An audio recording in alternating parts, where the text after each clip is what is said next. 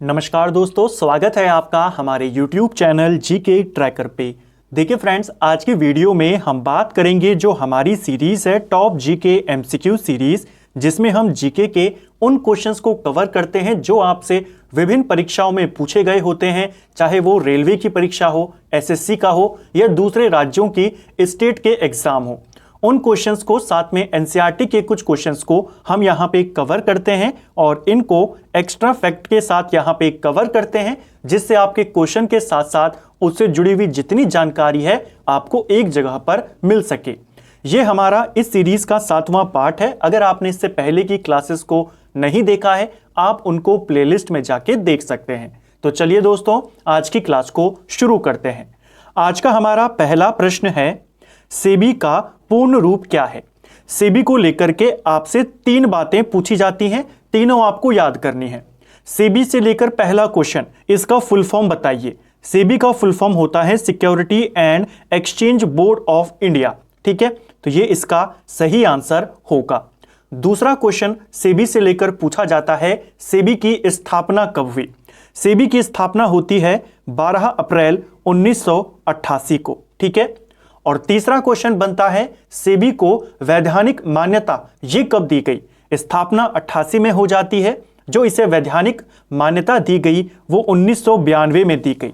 इन तीनों को आपने याद करना है, फुल फॉर्म, स्थापना और वैधानिक मान्यता। इन तीनों से ही सेबी को लेकर क्वेश्चन बनते हैं। एक दो क्वेश्चन और हैं जो कुछ पेपरों में बने हैं। पहला, जो शेयर बाजार होता है, शेयर मार्केट होता है, उसकी निगरानी कौन करता है, सेबी करता है। सेबी का मुख्य काम ही यही है, जो भारतीय प्रतिभूति बाजार है उसकी निगरानी करना और जो उसमें निवेशक हैं उनके हितों की रक्षा करना। ठीक है, चलिए नेक्स्ट है हमारा, निम्न में से किसे विश्व बैंक के उदार ऋण की खिड़की कहा जाता है। तो वर्ल्ड बैंक की जो उदार ऋण की खिड़की है, यानी कि ऐसी विंडो जहां से लोन मिलता है और काफी कम कीमतों पर मिल जाता है, तो उदार ऋण, ठीक है, इसकी खिड़की माना जाता है आईडीए को। ऑप्शन बी सही आंसर होगा।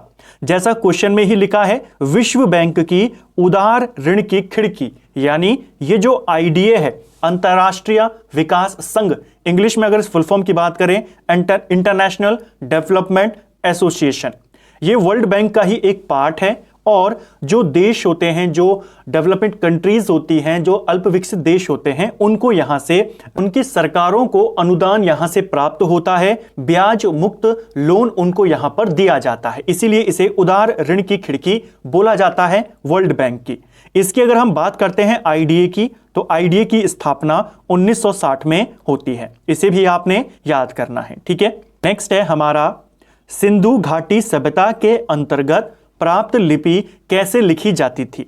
देखिए, सिंधु घाटी सभ्यता की लिपि को लेकर के 2 बातें आपसे पूछी जाती हैं। पहला, इनकी लिपि क्या है, ठीक है, और दूसरा, कैसे लिखी जाती है। पहला क्वेश्चन अगर बनेगा, इनकी लिपि क्या है, इनकी लिपि क्या प्राकृत थी, पाली थी, संस्कृत थी, तो आंसर होगा इनकी लिपि अज्ञात थी। अभी तक इनकी लिपि को पढ़ा नहीं जा सका है। ठीक है, लिखी कैसे जाती थी, इसका उत्तर आपको बताना होता है।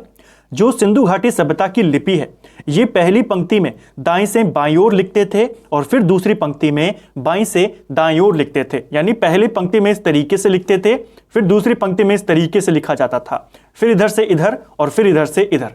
तो आपको इसे याद करना है। लिपि क्या थी पूछेगा तो अज्ञात है। सिंधु घाटी सभ्यता की जो लिपि है अभी तक पढ़ी नहीं जा सकी है। ठीक है, नेक्स्ट है हमारा, प्रथम बौद्ध संगति के अध्यक्ष कौन थे। तो बौद्ध संगति, जैन संगति, इनको लेकर के हम लगातार क्वेश्चन करते रहते हैं और हर एग्जाम में आपसे यहां से क्वेश्चन बन जाता है। 4 बौद्ध संगतियां हुई थी, तो 4 अध्यक्षों के नाम आपको याद करने हैं। पहली बौद्ध संगति के अध्यक्ष थे महाकश्यप। ठीक है, ऑप्शन सी सही आंसर होगा। जो दूसरी बौद्ध संगति हुई उसके अध्यक्ष थे सभाकामी। ठीक है, जो तीसरी बौद्ध संगति होती है अशोक के काल में, उसके अध्यक्ष थे मोगलीपुत्र तिस, उसके अध्यक्ष थे। और जो चौथी बौद्ध संगति होती है उसके अध्यक्ष वसुमित्र थे, अश्वघोष उसमें उपाध्यक्ष थे। तो इन चारों के नाम आपको याद करने हैं। इनके अध्यक्ष, काल, राजा सब यहां पर आपसे पूछा जाता रहता है। बौद्ध धर्म को लेकर के सारे क्वेश्चनों को लेकर के ऑलरेडी एक अलग सा वीडियो बना है, आप उसे प्लेलिस्ट में जाके देख सकते हैं, या फिर अगर आप बौद्ध धर्म और जीके ट्रैकर को सर्च करेंगे तो भी आपको वीडियो मिल जाएगा। नेक्स्ट है, घेरे की नीति या सुरक्षा प्रकोष्ठ की नीति का जनक किसे माना जाता है? तो कौन सा बंगाल का गवर्नर जनरल जिसने घेरे की नीति को अपनाया, रिंग ऑफ फेंस जिसको बोला जाता है इंग्लिश में, और हिंदी में सुरक्षा प्रकोष्ठ की नीति या घेरे की नीति, ये अपनाई थी बंगाल का पहला गवर्नर जनरल वॉरेन हेस्टिंग ने इस नीति को अपनाया था। देसी रियासतों के साथ इसने इस नीति को अपनाया ताकि ब्रिटिश साम्राज्य का ये और ज्यादा विस्तार कर सके। ठीक है, वॉरेन हेस्टिंग की बात करें, ये बंगाल का पहला गवर्नर जनरल था। 1774 से लेकर के 1785 तक ये बंगाल का गवर्नर जनरल रहा। वॉरेन हेस्टिंग को लेकर के आपसे 2-3 बातें और पूछी जाती हैं। पहली बात, आप सभी जानते हैं बंगाल में द्वैध शासन किसने शुरू किया था? तो रॉबर्ट क्लाइव ने बंगाल में द्वैध शासन शुरू किया। क्वेश्चन बनता है उस द्वैध शासन को खत्म किसने किया? तो वॉरेन हेस्टिंग ने उसे खत्म किया। ठीक है, दूसरा क्वेश्चन जो आपको वॉरेन हेस्टिंग से याद करना है, इसी वॉरेन हेस्टिंग के काल में आप जानते हैं जो सुप्रीम कोर्ट की स्थापना होती है कलकत्ता में, कब बनता है? 1774 में। ठीक है, रेगुलेटिंग एक्ट के माध्यम से। तो इसी के काल में सुप्रीम कोर्ट की स्थापना हुई कलकत्ता में, इसीलिए वॉरेन हेस्टिंग को न्यायिक सेवा का जनक माना जाता है। क्वेश्चन बनेगा, भारत में न्यायिक सेवा का जनक किसे मानते हैं? वॉरेन हेस्टिंग को। ठीक है, इस सुप्रीम कोर्ट का पहला चीफ जस्टिस कौन था? एलिजा इम्पे था। एक और क्वेश्चन सुप्रीम कोर्ट को लेकर आपसे पूछा जाता है। उस समय एक व्यक्ति थे जिनका नाम था नंद कुमार। ठीक है, नंद कुमार के बारे में कहा जाता है इनको वॉरेन हेस्टिंग ने झूठा केस इन पर लगाया और इनको कोर्ट के माध्यम से फांसी की सजा इनको दिला दी थी, और इस घटना को न्यायिक हत्या के रूप में भी जाना जाता है। तो क्वेश्चन बनता है आपसे, एक पेपर में क्वेश्चन बना था, आपको उत्तराखंड में ही पूछा गया था प्रश्न कि इनमें से कौन न्यायिक हत्या से जुड़े हुए व्यक्ति हैं या इसके शिकार हुए? तो ऑप्शन में दिए गए थे आपको 4 नाम, नंद कुमार आपको वहां पर टिक करना था। ठीक है, तो इसे भी आपने याद करना है। न्यायिक हत्या वॉरेन हेस्टिंग और नंद कुमार से जुड़ा हुआ है, जिसमें वॉरेन हेस्टिंग ने झूठे केस में उनको फंसाकर फांसी की सजा दिलवा दी थी। वॉरेन हेस्टिंग के काल में 2-3 इंपॉर्टेंट कार्य और हुए।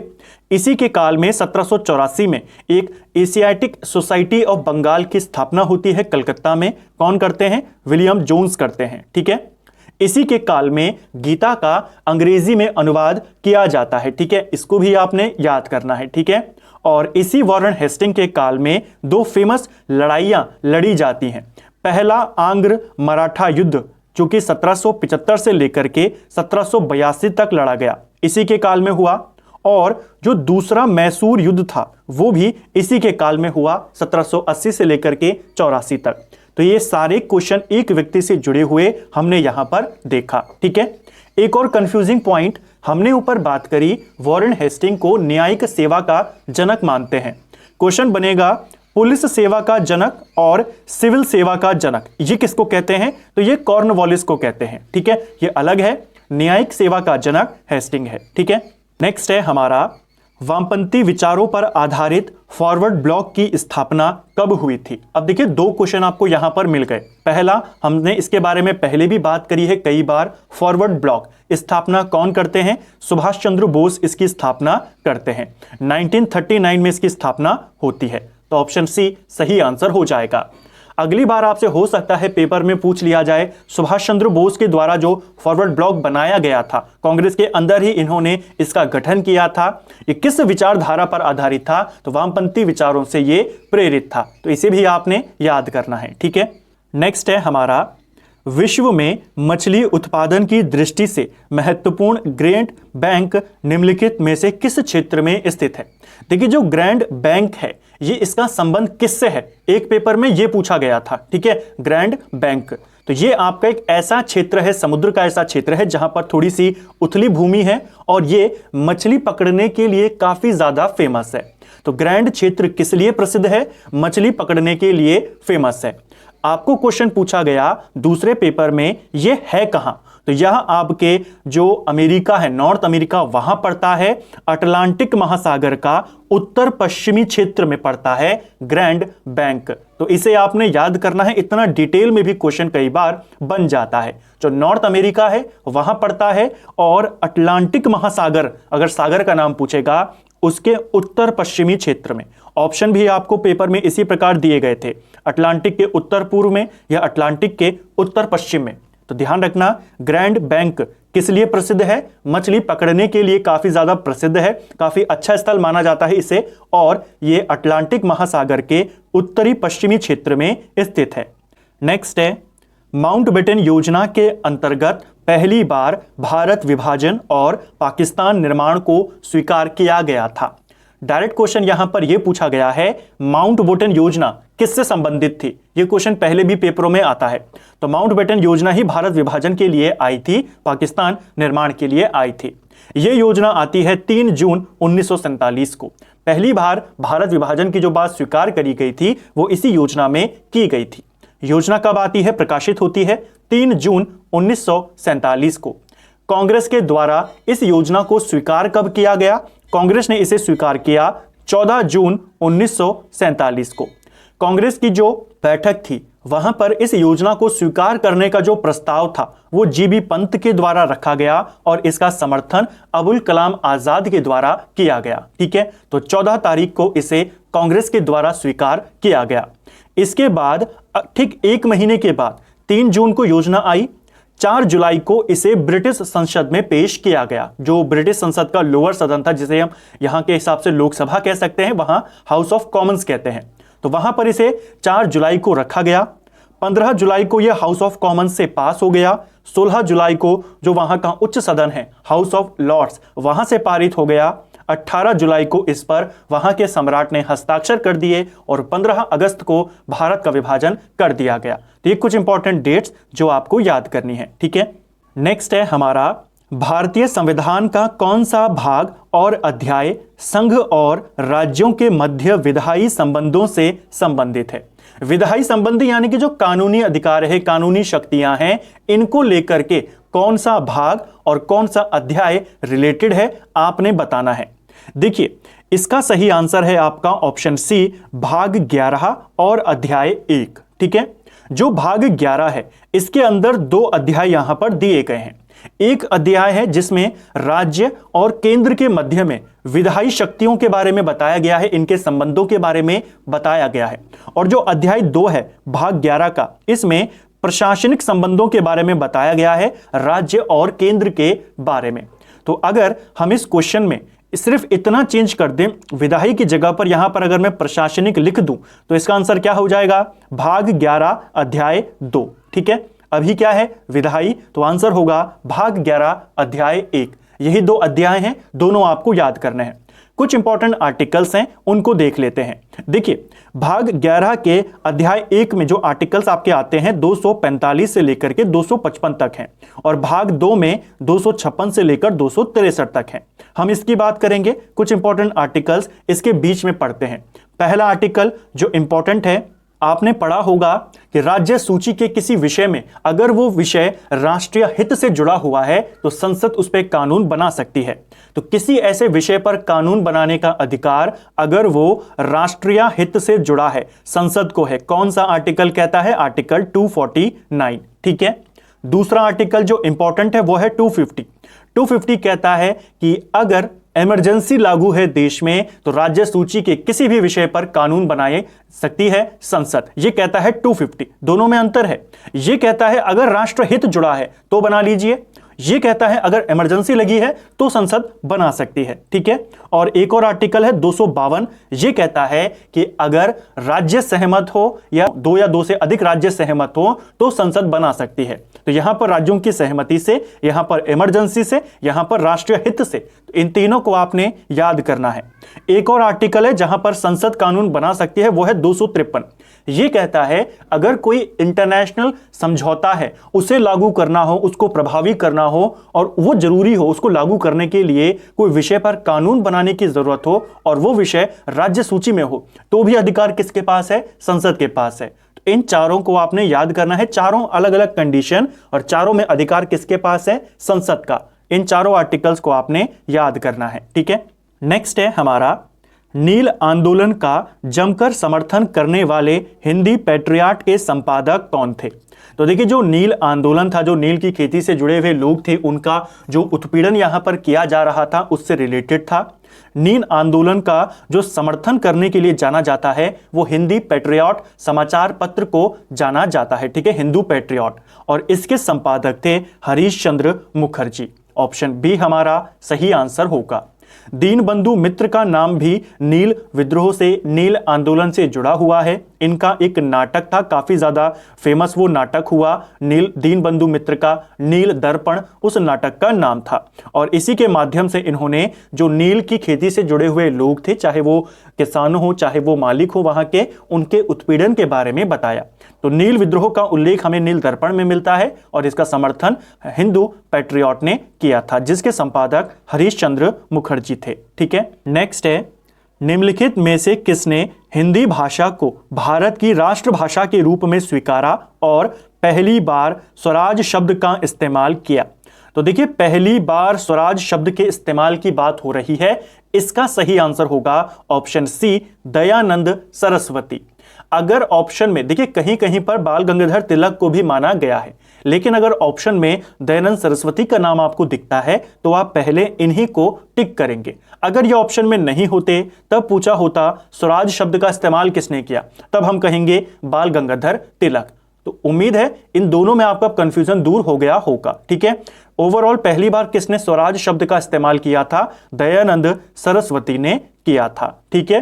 दादा भाई नौरोजी का नाम भी जोड़ा जाता है। वो तब आएगा दादा भाई नौरोजी का नाम जब आपसे पूछा जाएगा कांग्रेस के किस अधिवेशन में स्वराज शब्द का इस्तेमाल हुआ, या कांग्रेस अधिवेशन में सबसे पहले स्वराज शब्द का इस्तेमाल किसने किया, तब हम दादा भाई नौरोजी का नाम लेंगे। 1906 का कलकत्ता अधिवेशन में पहली बार यहां पर स्वराज शब्द का इस्तेमाल किया गया, कांग्रेस के अधिवेशन में, जो दादा भाई नौरोजी ने किया था, इन्हीं की अध्यक्षता में, ठीक है।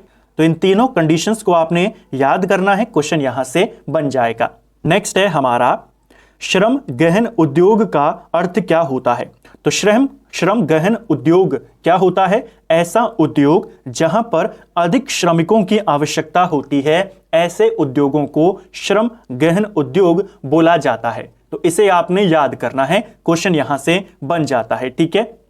जैसे आपके जो चाय के उद्योग होते हैं, वस्त्र उद्योग होते हैं, जो खुदाई करवाई जाती है, इन सब ये सारे के सारे जो उद्योग हैं किस में आते हैं? श्रम गहन उद्योग में आते हैं। ऐसा उद्योग जहां पर जो ज्यादा श्रमिक हैं उनकी आवश्यकता होती है, ठीक है। नेक्स्ट है हमारा, निर्धनता का दुष्चक्र की अवधारणा निम्न में से किसके द्वारा दी गई थी? देखिए, निर्धनता का दुष्चक्र, इसकी अवधारणा रैगर नर्कस के द्वारा दी गई थी। यह क्वेश्चन भी काफी इंपॉर्टेंट है, कई बार पेपरों में पूछा गया है, निर्धनता का दुष्चक्र। देखिए, निर्धनता का दुष्चक्र जो ये अवधारणा दी है रैगर नर्कस ने, जो अल्प विकसित देश हैं, जो गरीब देश हैं, उनके लिए दी थी कि ऐसे देश गरीब क्यों हैं। उन्होंने बताया कि ऐसे देश एक चक्र में फंसे हुए रहते हैं, इन देशों की जो इनकम होती है वो काफी कम होती है, जिस वजह से ये देश बचत काफी कम करते हैं, जिस वजह से ये देश निवेश कम कर पाते हैं, और जब निवेश कम करते हैं तो इनकी आय फिर से कम होती है। तो इस तरीके की एक अवधारणा इन्होंने दी थी कि जो गरीब देश है वो गरीब क्यों बने रहते हैं। इसके ऊपर आपको इतना डिटेल में नहीं जाएगा, सिर्फ इतना पूछेगा निर्धनता का दुष्चक्र की अवधारणा किसने दी थी? तो रैगर नर्कस के द्वारा दी गई। तो इसीलिए आपने इसे याद करना है। इन्होंने ही कहा था कि वो सारे गरीब देश इसी चक्र में फंसे रहते हैं और इसीलिए वो गरीबी से निकल नहीं पाते हैं, ठीक है।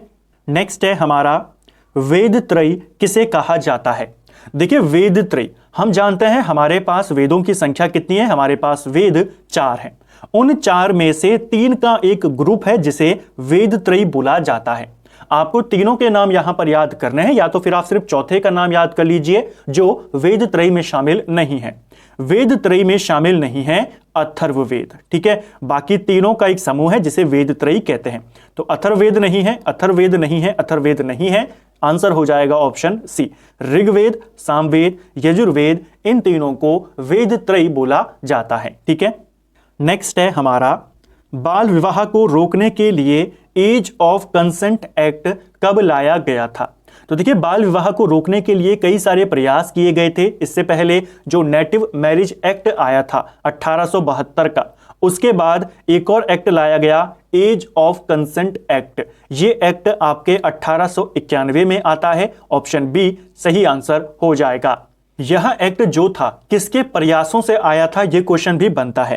तो एज ऑफ कंसेंट एक्ट जो 1891 में आया, यह एक्ट एक फारसी समाज सुधारक थे जिनका नाम था वी.एम. मालाबारी। ठीक है, इन्हीं के प्रयासों से यह एक्ट लाया गया था और इस एक्ट के माध्यम से जो 12 वर्ष से कम उम्र की महिलाएं थी, जो बालिकाएं थी, उनकी शादी पर प्रतिबंध लगा दिया गया था। बाद में शारदा अधिनियम आता है और शारदा एक्ट के माध्यम से क्या एज वहां पर डिसाइड करी गई थी बालक और बालिकाओं की, तो बालिकाओं के लिए जो एज डिसाइड की गई शारदा एक्ट के माध्यम से 14 वर्ष और बालकों के लिए 18 वर्ष इसे किया गया था। इसको भी आपने याद करना है। ठीक है, नेक्स्ट है हमारा मुद्रास्फीति तथा बेरोजगारी के संबंधों को कौन दर्शाता है।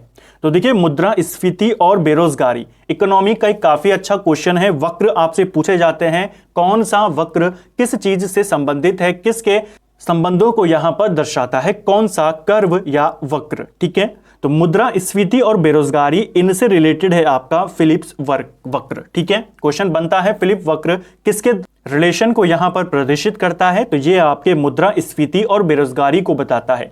इस वक्र के अनुसार इन दोनों में उल्टा संबंध होता है, यानी अगर मुद्रास्फीति बढ़ेगी तो बेरोजगारी कम हो जाती है और अगर बेरोजगारी कम होगी तो मुद्रास्फीति बढ़ जाती है। ठीक है, या फिर उल्टा भी कह सकते हैं कि अगर मुद्रास्फीति कम होगी तो बेरोजगारी आपकी बढ़ जाती है। तो उल्टा रिलेशन होता है, एक चीज बढ़ेगी दूसरी चीज घट जाएगी। यह है आपका फिलिप्स वक्र। ठीक है, लॉरेंज वक्र बहुत बार पेपरों में आता है। लॉरेंज वक्र जो होता है यह इनकम की जो असमानताएं होती हैं, जो आय वितरण में असमानताएं होती हैं, उनको दर्शाता है। क्वेश्चन बनता है कि आय वितरण में जो असमानताएं हैं उनको कौन सा वक्र दर्शाता है, लॉरेंज वक्र दर्शाता है। लाफर वक्र की बात करें तो लाफर वक्र जो होता है ये सरकारी राजस्व और जो टैक्स रेट होते हैं उनकी वजह से जो कीमतें बढ़ती हैं उनके संबंध को दर्शाता है लाफर वक्र। और कुजनेट्स वक्र की बात करते हैं तो कुजनेट्स वक्र जो है यह आय असमानता और आर्थिक विकास दोनों के बीच संबंध को दर्शाता है। इन चारों वक्रों को आपने याद करना है, चारों इंपॉर्टेंट है, खास तौर पर लॉरेंज वक्र। ठीक है, नेक्स्ट है पारिस्थितिकी शब्द किसने दिया था। देखिए काफी अच्छा क्वेश्चन है। पारिस्थितिकी जो शब्द है यह दिया था अर्नेस्ट हैक्कल ने। ठीक है, ऑप्शन बी सही आंसर होगा। पारिस्थितिकी यानी कि इकोलॉजी, तो इकोलॉजी शब्द किसने दिया था, हैक्कल ने दिया था। और अगर क्वेश्चन पूछेगा इकोसिस्टम शब्द किसने दिया, यह इकोलॉजी पारिस्थितिकी ये शब्द हैक्कल ने दिया है।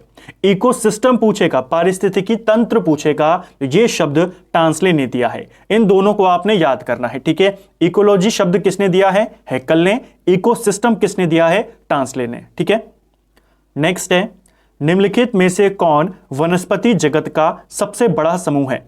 वनस्पति जगत का सबसे बड़ा समूह अगर हम यहां पर बात करते हैं, सही आंसर है आपका ऑप्शन ए थैलोफाइटा। थैलोफाइटा वनस्पति जगत का सबसे बड़ा वर्ग है, इसे आपने याद करना है। ठीक है, यहां से भी क्वेश्चन बन जाते हैं। जो आपके शैवाल होते हैं, जो एल्गाई होते हैं, जो कवक होते हैं, जो फंगाई होते हैं, वो सब आपके इसी वर्ग में आते हैं। ठीक है, तो वनस्पति जगत का सबसे बड़ा समूह कौन है, थैलोफाइटा ये है। ठीक है, नेक्स्ट है 2011 के अनुसार सर्वाधिक लिंग अनुपात वाले राज्य कौन से हैं, घटते हुए क्रम में लगाना है। तो सबसे ज्यादा लिंग अनुपात कौन से राज्य का था 2011 के अनुसार, आप सभी जानते हैं केरल। ठीक है, केरल का लिंग अनुपात लगभग 1084 था। दूसरे नंबर पे किसका था, दूसरे नंबर पे था तमिलनाडु जिसका लगभग 996 था। और तीसरे नंबर पे था आपका आंध्र प्रदेश 993। तो केरल, तमिलनाडु, आंध्र प्रदेश ये इसका सही आंसर हो जाएगा। ऑप्शन बी सही उत्तर होगा। अगर हम सबसे कम लिंग अनुपात वाले राज्यों की बात करें, टॉप 3 आपको पता होने चाहिए क्योंकि पेपर में इस तरीके से क्रम लगाने को आता है। सबसे कम लिंग अनुपात था 2011 के अनुसार हरियाणा का। ठीक है, इसका लगभग 879 था। दूसरे नंबर पे जम्मू कश्मीर था जिसका लगभग 889 था। और तीसरा था आपका सिक्किम जिसका 890 था। तो सबसे कम हरियाणा, उसके बाद जम्मू कश्मीर और फिर आपका सिक्किम। ये टॉप 3 राज्य हैं सबसे कम लिंग अनुपात में। ठीक है, इन तीनों को भी आपने याद करना है। निम्नलिखित में से किस अधिनियम के द्वारा सिखों के लिए पृथक निर्वाचन की व्यवस्था करी गई? देखिए, पृथक निर्वाचन प्रणाली को 1909 में स्वीकार किया गया, 1909 में इसे मान लिया गया, लेकिन उस समय केवल मुस्लिमों के लिए इसकी व्यवस्था करी गई थी कि मुस्लिमों के लिए एक पृथक निर्वाचन प्रणाली की शुरुआत करी गई। क्वेश्चन यहां पर यह है सिखों के लिए कब करी गई। काफी अच्छा क्वेश्चन है, इससे आपके कई सारे जो कंफ्यूजन है वो क्लियर हो जाएंगे। देखिए, 1909 में पृथक निर्वाचन प्रणाली की शुरुआत हो जाती है, लेकिन सिर्फ मुस्लिमों के लिए होती है।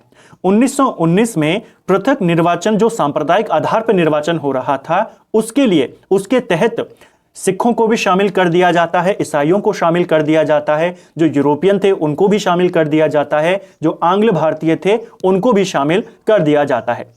1909 में सिर्फ मुस्लिम, 1919 में बाकी के सब को इसमें शामिल कर दिया जाता है, सिख ईसाई सबको। ठीक है, तो सही आंसर हो जाएगा भारत सरकार अधिनियम 1919 के तहत सिखों के लिए अलग निर्वाचन की व्यवस्था यहां पर करी गई सांप्रदायिक आधार पे। तो इसको भी आपने याद करना है। ठीक है, जो ये 1919 का भारत सरकार अधिनियम है, इसको लेकर भी 2-3 बातें आती हैं। भारत सरकार अधिनियम 1919, इसे ही मॉन्टेग्यू चेम्सफोर्ड सुधार के नाम से भी जाना जाता है। ठीक है, क्वेश्चन बनता है किस वर्ष में आया था मॉन्टेग्यू चेम्सफोर्ड सुधार? 1919 में आया था। ठीक है, जो 1909 में आया था वो मॉर्ले मिंटो सुधार था। ठीक है, इस सुधार के तहत कई सारी चीजों में परिवर्तन किया गया, जैसे जो सांप्रदायिक निर्वाचन था उसमें इन सबको शामिल कर दिया गया। दूसरा जो चेंज किया गया, यहां पर महिलाओं को मताधिकार दे दिया गया। तीसरा जो चेंज किया गया, केंद्रीय और राज्य बजट को यहां पर अलग कर दिया गया, केंद्रीय और प्रांतीय विषयों को यहां पर अलग कर दिया गया, प्रांतों में द्वैध शासन की शुरुआत यहां पे कर दी गई। तो कई सारी चीजें इसके तहत यहां पर करी गई थी। ठीक है, नेक्स्ट है संविधान सभा की निम्न समितियों में से किसकी अध्यक्षता जवाहरलाल नेहरू ने नहीं करी थी? तो देखिए, संविधान सभा जब बनती है उसके तहत कई सारी समितियां बनाई जाती हैं। कई सारी छोटी बड़ी समितियां थी, जिनमें 8 बड़ी समितियां थी। इन 8 के अध्यक्ष आपसे कई बार पूछे जाते हैं। इन 8 में से 3 बड़ी समितियों के अध्यक्ष जवाहरलाल नेहरू थे, जिसमें आपकी संघ शक्ति समिति थी, संघीय संविधान समिति थी, प्रारूप संविधान की जांच के लिए बनी विशेष समिति थी। इन सबके अध्यक्ष कौन थे? जवाहरलाल नेहरू। जो प्रांतीय संविधान सभा थी, संविधान समिति थी, इसके अध्यक्ष सरदार पटेल थे। तो इसे आपने याद करना है। ठीक है, संघीय संविधान समिति के अध्यक्ष नेहरू, प्रांत के लिए कौन है? पटेल, और ओवरऑल संविधान सभा के कौन थे? राजेंद्र प्रसाद। इन तीनों को आपने याद करना है। ठीक है, नेक्स्ट है हमारा भारत के सर्वोच्च न्यायालय के संवैधानिक पीठ ने निम्नलिखित, यहां पर में होगा, निम्नलिखित में से किस फैसले में मृत्यु दंड की सजा के दुर्लभ सिद्धांत का प्रतिपादन किया? यानी सिंपल सा क्वेश्चन है, इनमें से किस केस में सुप्रीम कोर्ट ने कहा कि मृत्यु दंड की सजा केवल ऐसे मामलों में दी जाएगी जो दुर्लभ से भी दुर्लभ होंगे? ठीक है, यानी कि काफी सोच समझकर मृत्युदंड यानी फांसी की सजा दी जाएगी। दुर्लभ सिद्धांत यहां पर प्रतिपादित किया बच्चन सिंह और पंजाब राज्य केस में। यहां पर सुप्रीम कोर्ट ने कहा कि भारत में फांसी की सजा दुर्लभ से भी दुर्लभ जो मामले होंगे उन्हीं में दी जाएगी। तो इसे आपने याद करना है, क्वेश्चन बन सकता है। नेक्स्ट है टाइलर पुरस्कार किस क्षेत्र में दिया जाता है? टाइलर पुरस्कार की बात करते हैं। यह पुरस्कार यूएनईपी के द्वारा दिया जाता है। 1973 में इसकी शुरुआत होती है। टाइलर पुरस्कार को पर्यावरण का नोबेल पुरस्कार भी कहते हैं। तो ये किस क्षेत्र में दिया जाता है? पर्यावरण के क्षेत्र में दिया जाता है।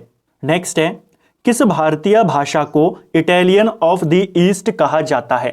तो इटालियन ऑफ द ईस्ट के नाम से तेलुगु को जाना जाता है। ऑप्शन सी सही उत्तर हमारा हो जाएगा। ठीक है, सारनाथ के धमेक स्तूप का निर्माण किस काल में हुआ था? तो देखिए, सारनाथ के अंदर जो धमेक स्तूप है, मूल रूप से इसे बनाया गया था अशोक के द्वारा मौर्य काल में, लेकिन जो इसको पुनः निर्माण इसका करा गया, जो वर्तमान में हम देखते हैं, ये बना आपके गुप्त काल में। तो धमेक स्तूप का निर्माण किस काल में हुआ? अगर ऐसा क्वेश्चन आएगा तो आप इसका गुप्त काल यहां पर टिक करेंगे। इसे आपने याद करना है। ठीक है, जो सारनाथ में आपका जो बड़ा सा स्तूप है, इसका निर्माण किस काल में हुआ है? 500 ईस्वी में गुप्त काल में इसका निर्माण कराया गया था। ठीक है, नेक्स्ट है हमारा, चोल एक तमिल राजवंश था जिसका राज्य चिन्ह क्या था? चोल वंश को लेकर के बहुत सारे क्वेश्चन आपके बनते हैं। चोल वंश की स्थापना 1850 के आसपास विजयाला के द्वारा की जाती है। कौन था इसका संस्थापक? विजयाला इसका संस्थापक था। चोल वंश की राजधानी तंजौर थी, या जिसे तंजावुर भी कहते हैं, और इस वंश का राज्य चिन्ह जो था वो बाघ था। ऑप्शन बी सही आंसर हो जाएगा। एक पेपर में एक काफी अच्छा क्वेश्चन पूछा गया था, ऐसे क्वेश्चन जो आपको नॉर्मली बुक्स में नहीं मिल पाते हैं। क्वेश्चन पूछा गया था, चोल वंश पूर्व में किस वंश के सामंत थे? तो जो इस वंश का संस्थापक था विजयालय पहले पल्लव वंश का एक सामंत था। ठीक है, पल्लव राजाओं का सामंत था। तो चोल राजा पहले किनके सामंत थे? पल्लवों के सामंत थे। ठीक है, नेक्स्ट है, एलोरा की गुफाओं का संबंध किस धर्म से रहा है? तो देखिए, एलोरा की गुफाएं की अगर हम बात करते हैं, महाराष्ट्र में है, कई बार बात कर चुके हैं। यहां पर लगभग 34 गुफाएं हमें देखने को मिलती हैं।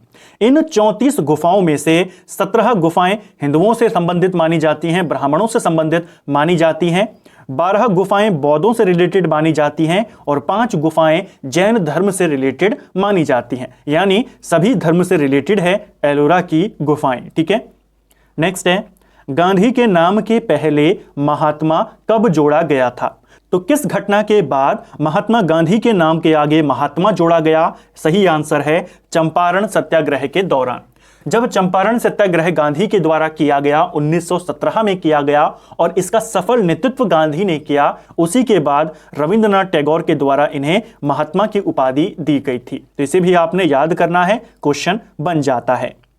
निम्नलिखित में से किसने संगीत शास्त्र पर संगीत राज, संगीत मीमांसा, संगीत रत्नाकर, सुप्रबंध आदि ग्रंथ लिखे हैं? तो संगीत के ऊपर ये सारे ग्रंथ किसके द्वारा लिखे गए हैं? राणा कुंभा के द्वारा लिखे गए हैं। इन्हें भी आपने याद करना है। ठीक है, नेक्स्ट है हमारा, निम्नलिखित में से कौन सा कथन सही है? तो चलिए अब इन स्टेटमेंट्स को यहां पर पढ़ते हैं।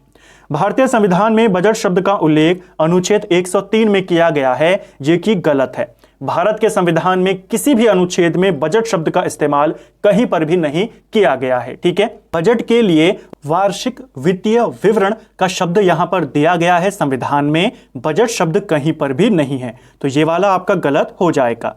दूसरा, कोई विधेयक धन विधेयक है या नहीं, इसका निर्णय राष्ट्रपति लोकसभा अध्यक्ष की सहायता से करता है। तो यह भी गलत हो जाएगा। कोई विधेयक धन विधेयक है या नहीं, इसका निर्णय केवल लोकसभा का अध्यक्ष करता है। ठीक है, राष्ट्रपति नहीं करता। तीसरा है, संविधान के अनुच्छेद 110 में धन विधेयक की परिभाषा दी गई है। तो यह आपका बिल्कुल सही है। परिभाषा कहां पर दी गई है धन विधेयक की? आर्टिकल 110 में। चौथा है, धन विधेयक सरकार के कोई भी सदस्य के द्वारा पुनः स्थापित किया जा सकता है, यानी कोई भी सदस्य क्या इसको पेश कर सकता है? तो यह भी गलत हो जाएगा। जो धन विधेयक होता है इसे सरकार के वित्त मंत्री के द्वारा ही प्रस्तुत किया जाएगा। तो सही आंसर केवल क्या है? विकल्प सी सही उत्तर हो जाएगा।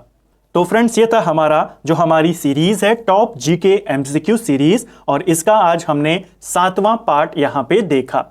अभी तक हम लगभग 250 से ज्यादा क्वेश्चंस को कवर कर चुके हैं, और एक्स्ट्रा फैक्ट को आप लगाएंगे तो 400 से ज्यादा क्वेश्चंस हम यहां पर देख चुके हैं पूरी डिटेल के साथ। उम्मीद करता हूं आपको ये वीडियो पसंद आया होगा और क्वेश्चंस आपको पसंद यहां पर आए होंगे, एक्सप्लेनेशन आपको अच्छी लगी होगी। अगर आपको ये वीडियो पसंद आया है तो वीडियो को लाइक करें। अगर आप चैनल पर पहली बार आए हैं, चैनल को सब्सक्राइब करें, अपने दोस्तों के साथ शेयर करें। इसी प्रकार अन्य वीडियोस देखने के लिए प्लेलिस्ट को विजिट करें, और वीडियो आपको कैसा लगा कमेंट बॉक्स में हमें जरूर बताएं। Thank you friends.